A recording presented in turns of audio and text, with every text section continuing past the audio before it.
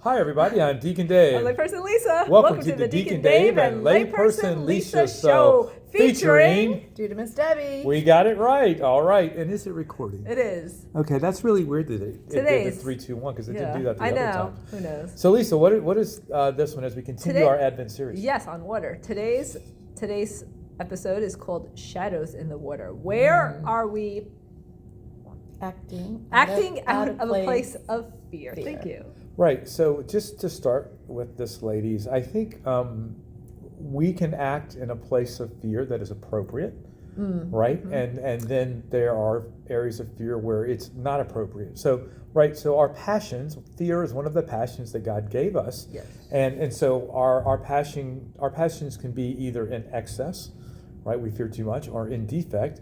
We're not fearing enough. But I think what we are talking about here today is fears that are in excess, right? Where there's too much that are paralyzing us. Right. So let me share mine. So mine, I think, is born from a wound that I have of being falsely accused, and so I am always fearful that the other shoe is going to drop on any and every situation, and this is something that God is continuing to purify and refine in me. And sometimes I do really well in certain situations, and other situations I don't. I see a little bit of improvement, but God is continuing to work. And so I will lose sleep and spend time worrying about something out of fear that someone's going to do something they're not supposed to. I might be treated unfairly. I might be accused of something. Like calumniated is the fear of being falsely accused. And and all of this is like born out of my past. Mm-hmm. And so I can definitely, wouldn't you agree, honey, worry about things that I don't need to worry about? Well, yes, but we all do. Unfortunately, it's human nature because we care. But we have to build up our confidence and trust in Jesus Trust. In order to overcome the obsessive fear. Yes. Obsessive fear. There we go. Yes. Lisa. So I have lots of fears. Fear of rejection, fear of abandonment, fear of having, to prove myself. And so I think... Fear of not being loved. Fear of not being loved. Fear of being alone. Well, okay, fear of being alone. That's Would like rejection. That's like rejection and abandonment. I got a hold of this, people. Go ahead, Lisa. But like... Everybody always thinks I'm mean to Lisa. I don't understand. Yeah. Well, it's a brother and sister kind of, So I think, but I've gotten a lot better. Like my fear of rejection was so bad at one point that like I wouldn't even talk to people because I didn't want to give them the opportunity to reject me. There's a lack of self-esteem and all of that. Yes. As well. It's a lot of insecurity, absolutely. Yeah, insecurity, yep. And so I think it comes down to that trust in Jesus. Like, okay, no, I trust that God is always with me. I trust that He never abandons me. I trust that He dwells within my heart. I trust that He doesn't need me to have achievements to give me value. And so it's just a matter of kind of like constantly reminding myself of those truths, because the devil attacks us in our fears and in our wounds. And so it's just a matter of, and sometimes I could become blinded to the truth when I'm in those places. And so it's just it's a matter of like, okay, no, making that U-turn to Jesus. Like, okay, I know that Jesus loves me. I know that He is always with me. I know that, all these truths, and to just continuously remind myself and to continuously return my gaze to Jesus. Yeah, it just reminded me that Lisa Cataspati did something on identity, right? Mm-hmm. And she said there was 2 things. I can't remember the first one, but she said ear is in fear, right? And so often we listen to the fear. Hear and fear, right? Right. So was it here? So instead, ear. Yeah, but there was another word that she used that basically was the opposite of fear, right? And so when we fear, we're not keeping our ear on Jesus and what He's telling us and who He's telling us that we are.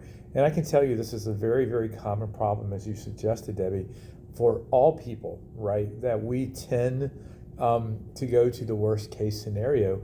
We even tend to create narratives inside of our mind that don't even exist, right? Or the other thing I think that happens is sometimes we fail to understand the context of other people and other situations as it might relate to us and impact us. And so we maybe could even fear, the loss of a relationship between a parent and a child, or between a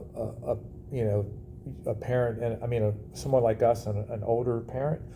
All of these things, as the context of things changes, it creates dissonance in ways that creates fears that we've lost something that we can never get back.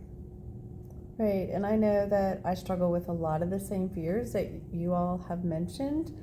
And I think only when I put myself to the mindset that the only person that really matters is Jesus, Amen. like I shouldn't be worried about how others might perceive something I say or do, or if they like it or dislike it, or if I'm disappointing somebody. I try to reprogram and reorient myself to say, Jesus is really the only one, and he knows that I tried my best, mm-hmm. and I feel like I did the right thing, or possibly said the wrong thing, or said the right thing. And if I didn't say the right thing, then, I asked Jesus to, enlighten me on maybe thoughts of ways that I could better handle situations.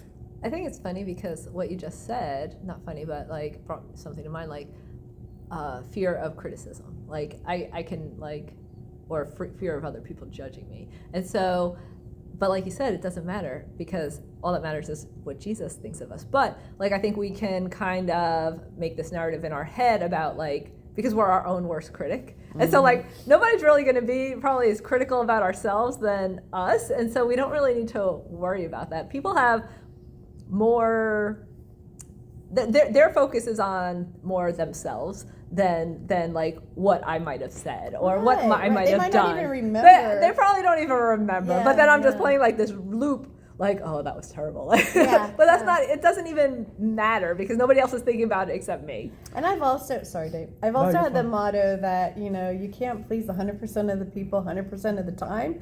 And I also remind myself that we're all imperfect and we're all broken. So, maybe I might show some brokenness or some weakness at times, but that's okay. And that shows vulnerability, and it makes, I think, more relatable when we share our brokenness and our weaknesses. Wow, ladies did a great job, didn't they? I'm Deacon Dave. I'm Layperson Lisa. And I'm Dunamis Debbie. See you next time. Bye. Where in your life are you fearing in excess? Talk to Jesus about that.